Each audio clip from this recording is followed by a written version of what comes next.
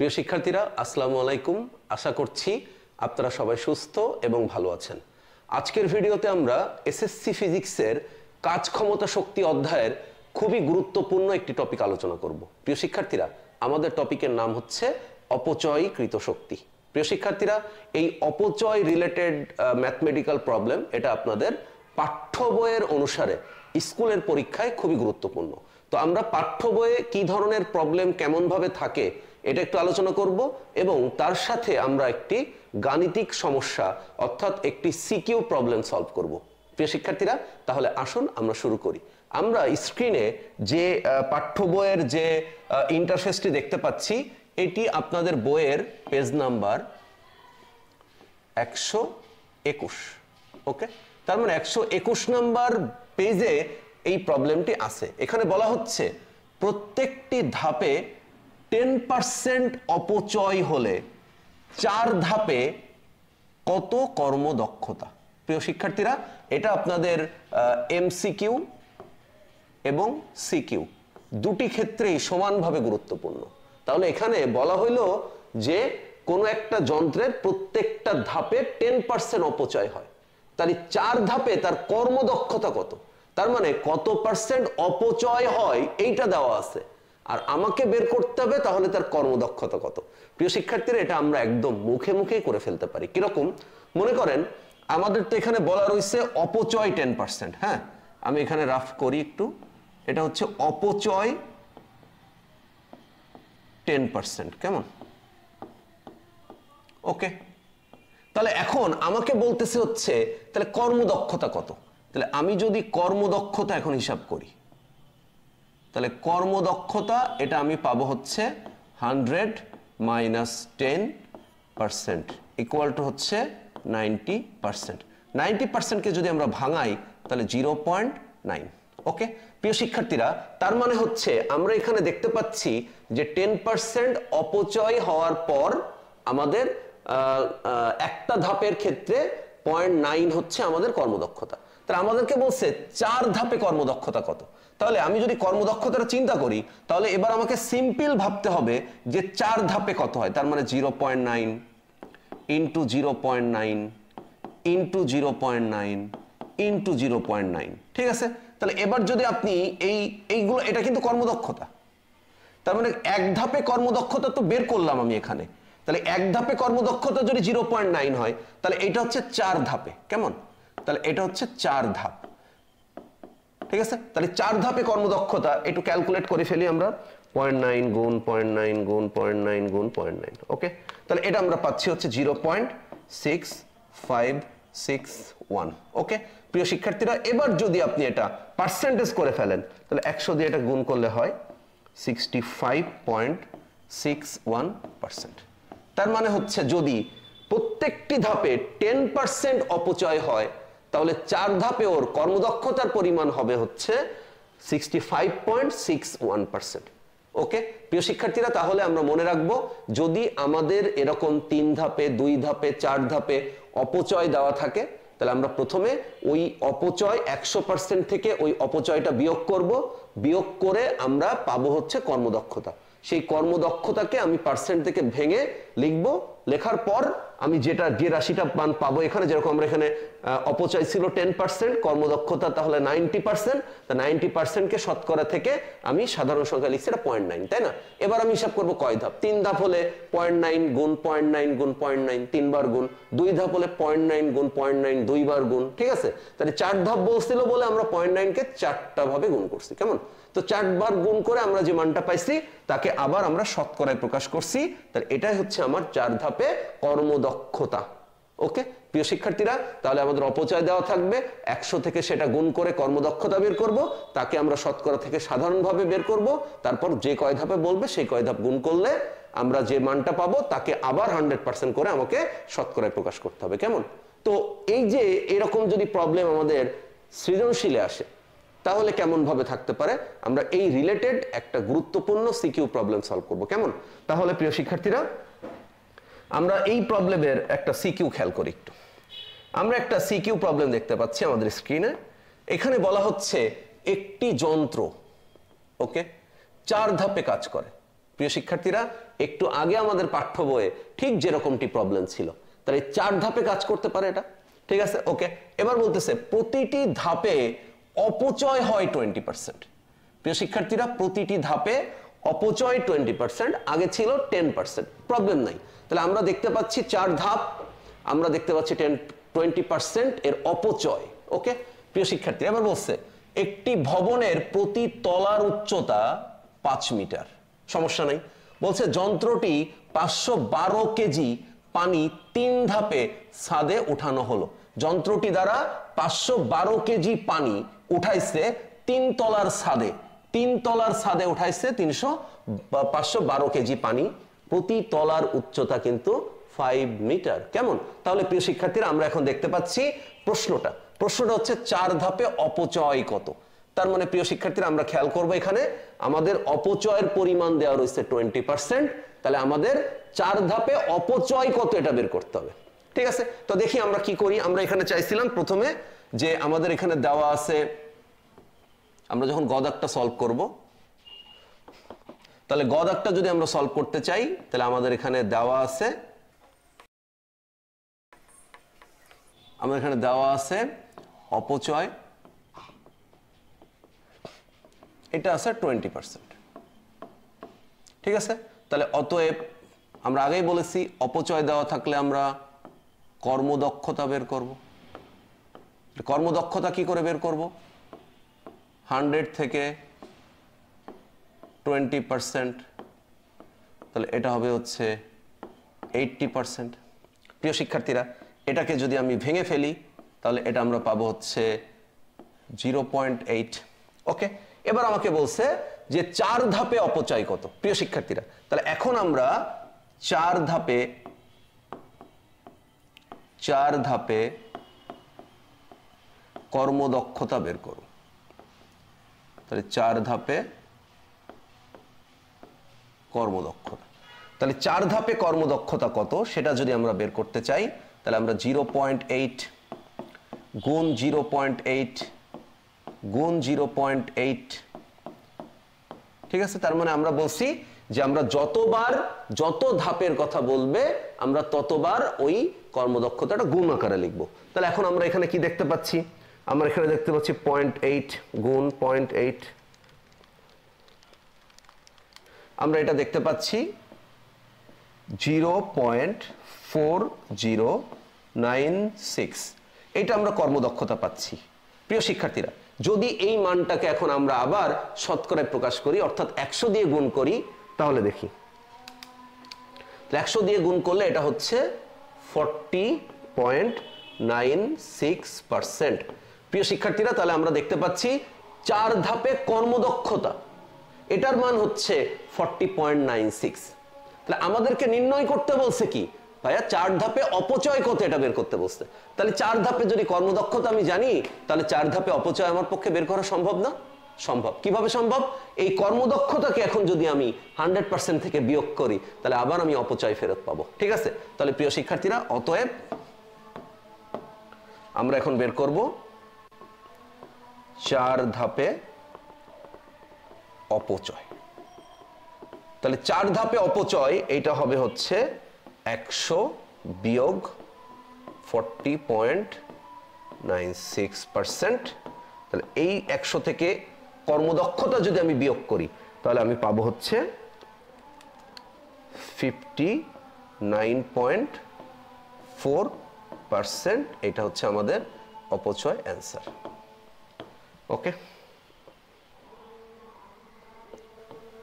প্রিয় শিক্ষার্থীরা, আশা করছি আপনারা এই গুরুত্বপূর্ণ প্রবলেমটা বুঝতে পেরেছেন। এই ধরনের অঙ্ক সিকিউ অ্যান্ড এমসিকিউ দুই ক্ষেত্রেই খুবই গুরুত্বপূর্ণ।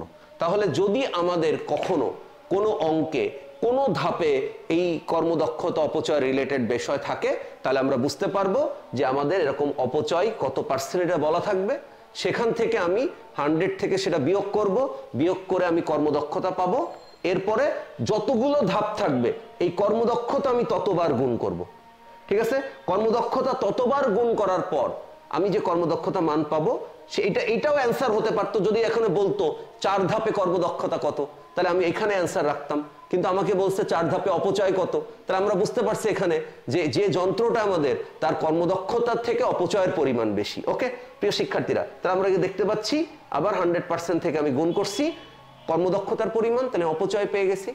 প্রিয় শিক্ষার্থীরা, আশা করছি আমাদের বই রিলেটেড, পাঠ্য বই রিলেটেড এই সিকিউ প্রশ্নটি আমরা করতে পারবো নিজেরাই এর পরবর্তীতে, সিকিউ বা এমসিকিউ এর ক্ষেত্রে। ওকে প্রিয় শিক্ষার্থীরা, এবার আমি ঘ নম্বর প্রশ্নটা আপনাদেরকে একটু দেখার জন্য অনুরোধ রাখছি। এখানে বলছে যন্ত্রটি 4 ধাপে কাজ না করে এখন যদি 3 ধাপে কাজ করে, 4 ধাপে কাজ না করে 3 ধাপে কাজ করে, তাহলে ব্যয়িত শক্তির কি পরিবর্তন হবে? প্রিয় শিক্ষার্থীরা, একদম সিম্পল ইস্যু। 4 ধাপের জন্য আমাকে এখন ব্যয়িত শক্তি বের করতে হবে, আবার আমাকে 3 ধাপের জন্য ব্যয়িত শক্তি বের করতে হবে। সেই দুটো ব্যয়িত শক্তির মধ্যে আমাকে তুলনা করতে হবে। কেমন প্রিয় শিক্ষার্থীরা? তাহলে ঘ নম্বর প্রবলেমটা যদি আমরা সলভ করে ফেলি এখন। ওকে,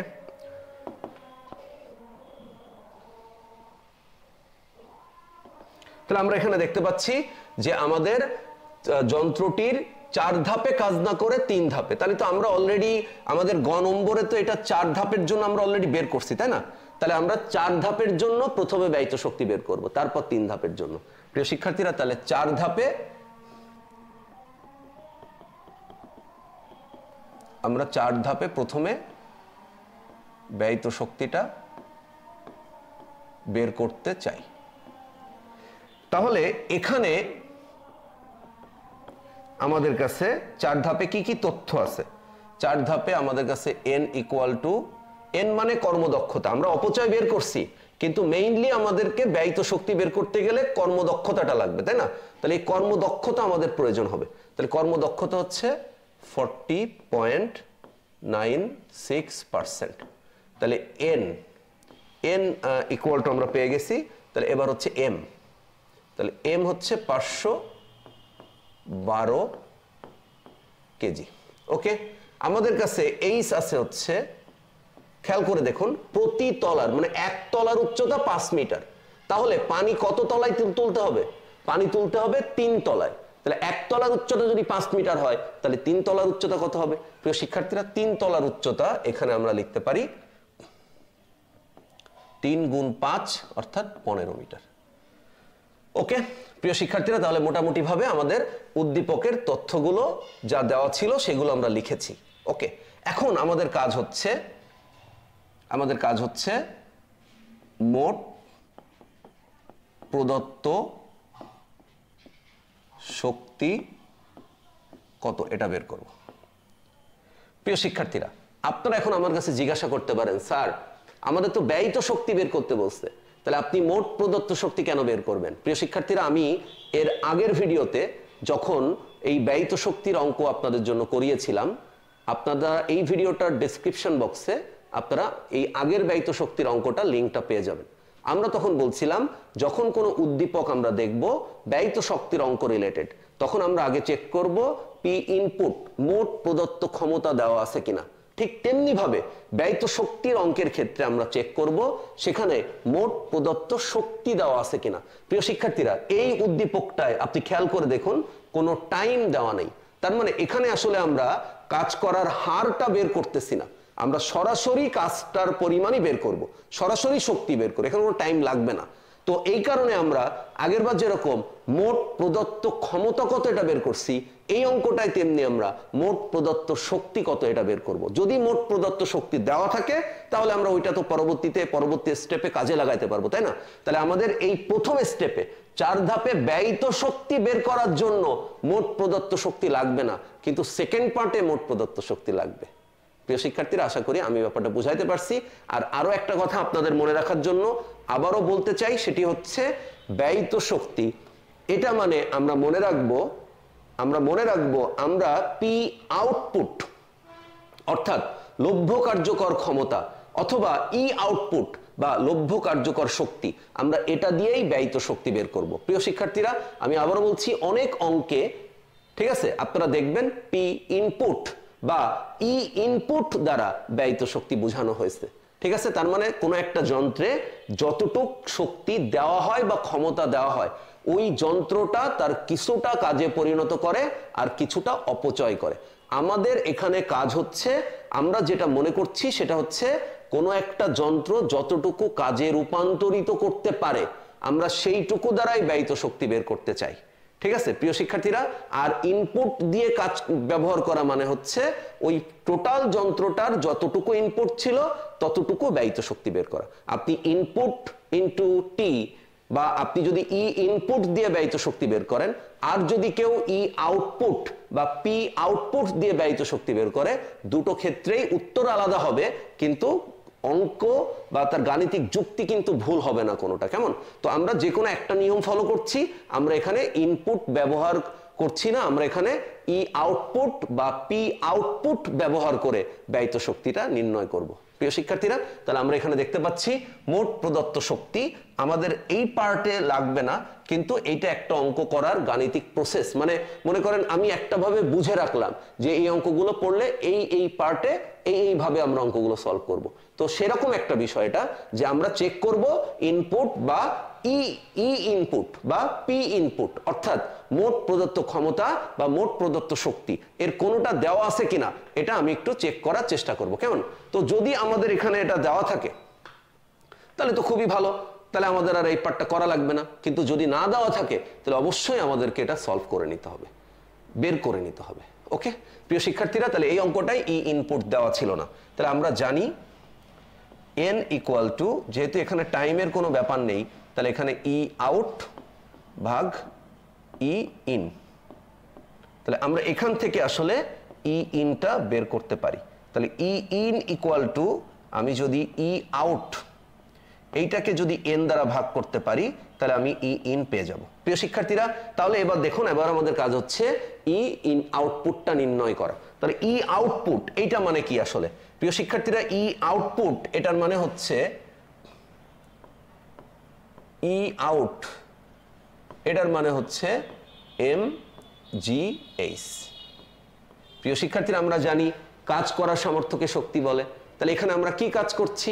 512 কেজি পানির পরিমাণ পানিকে আমি 3 তলা ছাদ অর্থাৎ 15 মিটার উচ্চতায় উঠাচ্ছি। কেমন? তো এইটুকু আমার কাজ। তো এইটুকু কাজ করতে যে পরিমাণ কাজ করব আমরা, সেই পরিমাণ শক্তি আমাদেরকে জমা হবে। তার মানে কৃত কাজ ইকুয়াল টু শক্তি। ওকে প্রিয় শিক্ষার্থীরা, তাহলে আমরা এখন ম্যাথমেটিক্যাল ক্যালকুলেশন করব। আমরা মানগুলো বসাচ্ছি। এম এর মান হচ্ছে 512, জি এর মান হচ্ছে 9.8, এইচ এর মান হচ্ছে 15 মিটার, মানে 3 তলা ছাদ। প্রিয় শিক্ষার্থীরা, তাহলে আমরা এখন পাচ্ছি 512 গুণ 0.8 গুণ 15। ওকে, তাহলে এটা আমরা পাচ্ছি 75264 জুল। প্রিয় শিক্ষার্থীরা, আমরা পাচ্ছি উত্তর 75,264 জুল। কেমন? তাহলে আমি যদি এখন এখানে মান বসাই, তাহলে 75,264 বসাবো। আর এন এর মান অলরেডি আমরা এখানে জানি, এন এর মান আমরা বসাবো হচ্ছে 40.96%। ওকে প্রিয় শিক্ষার্থীরা, আমরা এখন এটাকে ভাগ করব 0.4096। ওকে, আমরা এটার মান পাচ্ছি 183750 জুল। তার মানে হচ্ছে ই ইন অর্থাৎ মোট প্রদত্ত ক্ষমতা সেটা আমরা পাচ্ছি 1,83,750 জুল। প্রিয় শিক্ষার্থীরা, তাহলে আমাদের এই প্রথম পার্টে 4 ধাপে ব্যয়িত শক্তি নির্ণয় করার জন্য ই ইনপুট অর্থাৎ মোট প্রদত্ত ক্ষমতা কত এটা আমাদের নির্ণয় করার প্রয়োজন নেই। তবুও আমরা পরের পার্টে এটা লাগবে, এই জন্য ধারাবাহিকভাবে এই ব্যয়িত শক্তির অঙ্ক মনে রাখার ক্ষেত্রে আমরা একটা ট্রিক্স মনে রাখবো। সেটি হচ্ছে, যদি উদ্দীপকে ই ইনপুট অর্থাৎ মোট প্রদত্ত ক্ষমতা বা মোট প্রদত্ত শক্তি যদি না দেওয়া থাকে তাহলে সেটা নির্ণয় করে রাখতে হবে, পরবর্তীতে এটা আমাদের প্রয়োজন হবে। কেমন? তাহলে প্রিয় শিক্ষার্থীরা, আমরা ই ইন পেলাম। এবার আমাদের কাজ হচ্ছে আমাদের যে তৃতীয় ধাপ, অর্থাৎ মানে আমাদের 3 ধাপে যে ব্যয়িত শক্তি বের করতে হবে সেটা এখন আমাদের নির্ণয় করার চেষ্টা করতে হবে। তাহলে এখন আমরা যেটা করব সেটা হচ্ছে 3 ধাপে ব্যয়িত শক্তি বের করব। তাহলে 3 ধাপে ব্যয়িত শক্তি আমরা এটা বের করতে চাই। তাহলে 3 ধাপে ব্যয়িত শক্তি এটা কি মিন করে? আমাদের কাছে আগে কর্মদক্ষতা, আমরা একটু গদাকটা একটু ঘুরে আসি, আমরা এখানে কর্মদক্ষতা এটা কিন্তু বের করে রাখছিলাম 0.8, তাই না? তাহলে আমরা এখন যদি এখানে লিখি যে 3 ধাপে ব্যয়িত শক্তির এখানে আমাদের কর্মদক্ষতা, আমাদের এইটা আমাদের কাছে ছিল আগে থেকে, আমরা জানতাম এটা 0.8, তাই না? তাহলে এখন আমরা যদি 3 ধাপে সেটা বের করি তাহলে সেটা হয়ে যাবে n প্রাইম, কারণ আগের বার আমরা যখন 4 ধাপে ব্যয়িত শক্তি বের করছিলাম তখন আমরা এটাকে n ধরছিলাম, তাহলে এবার আমরা 3 ধাপে বের করব, তাহলে 4 ধাপে n আর 3 ধাপের n যেহেতু ভিন্ন হবে সেহেতু 3 ধাপের n কে আমরা n প্রাইম দ্বারা লিখতেছি, ঠিক আছে? তাহলে আমাদের কাছে আগেই এই যে অপচয়, আমাদের উদ্দীপকে যে অপচয় দেওয়া আছে সেই অপচয় ব্যবহার করে কর্মদক্ষতা কিন্তু একটা বের করা ছিল আমাদের, যে অপচয় যদি 20% হয় তাহলে এক ধাপের জন্য কর্মদক্ষতা আমাদের কাছে হবে 0.8, তাহলে আমরা কর্মদক্ষতা আমাদের কাছে 0.8 ছিল, আমরা 4 ধাপের জন্য একটা জিনিস সলভ করছিলাম, এখন আমরা 3 ধাপের জন্য একটা জিনিস সলভ করব। তাহলে আমরা এখন এখানে 3 বার 0.8 গুণ করব, তাহলে 0.8 3 বার গুণ করলাম, তাহলে এবার এটার উত্তর আমরা পাচ্ছি 0.512, কেমন? এইটাকে যদি আমরা এখন শতকরা লিখি আবার, তাহলে এটা আমরা পাবো হচ্ছে 51.2%, অর্থাৎ আমরা n প্রাইম, অর্থাৎ আমরা 3 ধাপে কর্মদক্ষতা পেলাম 51.2%, কেমন? তাহলে প্রিয় শিক্ষার্থীরা আমাদের 3 ধাপে কর্মদক্ষতা শেষ, কর্মদক্ষতা বের করা শেষ, এখন আমাদের ব্যয়িত শক্তি বের করতে হবে, কেমন? তাহলে আমরা নেক্সট পেজে চলে যাই, আমরা এটা সলভ করতে চাই। তাহলে এখন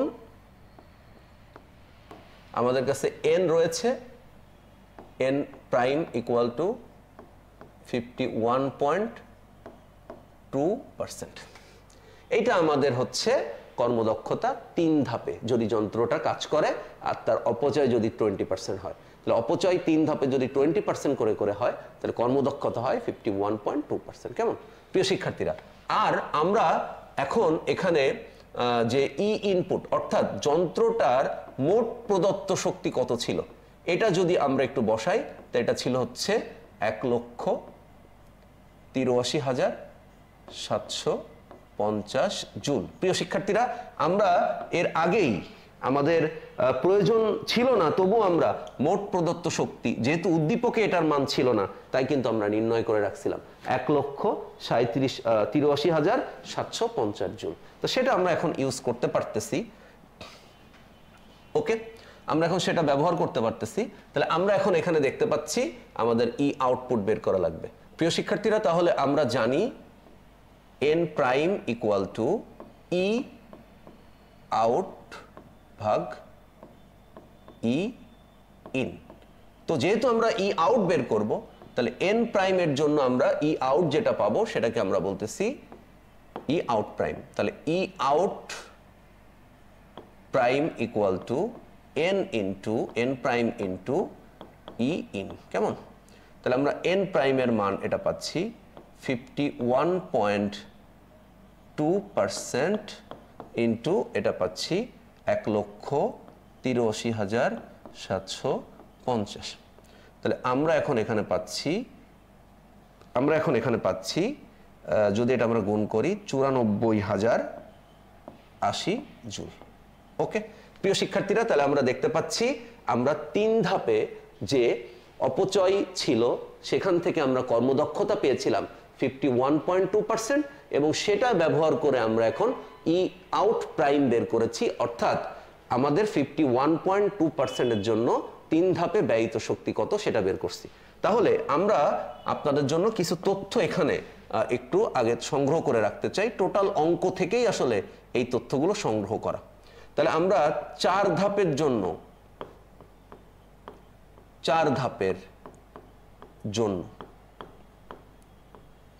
আমরা 4 ধাপের জন্য যে তথ্য পাচ্ছি, 4 ধাপের জন্য তথ্য হচ্ছে যে n এটা ছিল হচ্ছে 40.96% আর ই আউট বা W যেহেতু কাজ করার সামর্থ্যকে শক্তি বলে, এটা ছিল হচ্ছে ৭৫,২৬৪ জুল।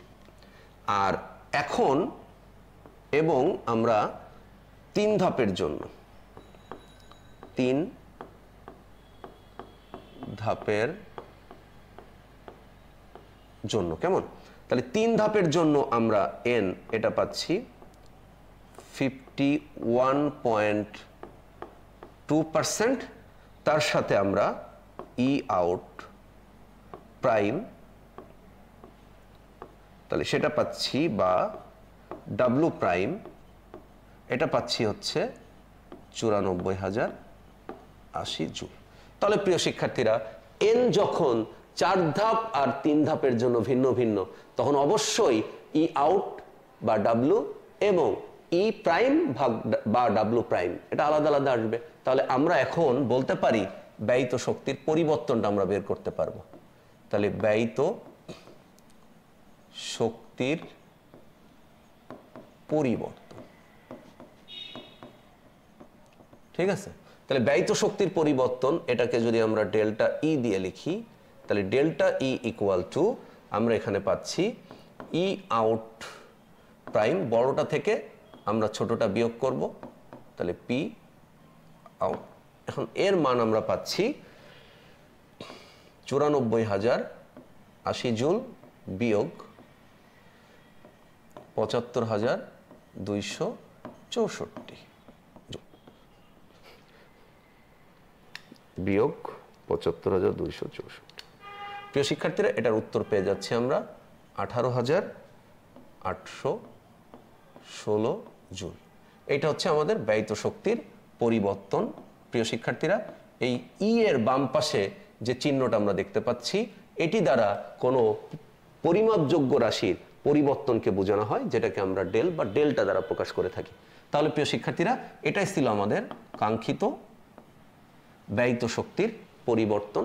একটা হচ্ছে 4 ধাপে যদি কাজটা হয় তাহলে, আর একটা হচ্ছে 3 ধাপে যদি কাজটা হয়। প্রিয় শিক্ষার্থীরা, ব্যয়িত শক্তির অঙ্ক নিয়ে আপনাদের কোনো ডাউট ফিল করার প্রয়োজন নেই। আমরা এটা মনে রাখবো, আপনি যদি পি আউটপুট বা ই আউটপুট দিয়ে অঙ্কটা করেন তাহলে অঙ্কটা হবে, কোনো সমস্যা নেই।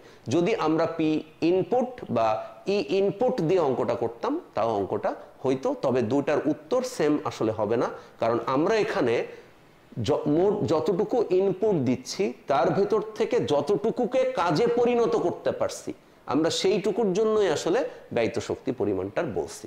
ঠিক আছে? তো প্রিয় শিক্ষার্থীরা, আশা করছি আপনারা এই খুবই গুরুত্বপূর্ণ যে ম্যাথমেটিক্যাল প্রবলেম সলভটি দেখলেন সেটা আপনারা বুঝতে পেরেছেন।